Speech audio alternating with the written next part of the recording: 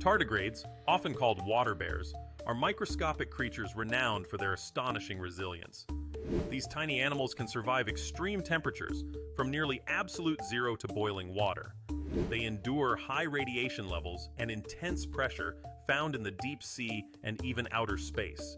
Their secret lies in a process called cryptobiosis, allowing them to enter a desiccated state, effectively suspending their metabolism.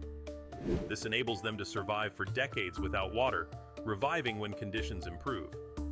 First discovered in 1773, tardigrades have fascinated scientists and enthusiasts alike, showcasing the incredible adaptability of life in the most extreme environments.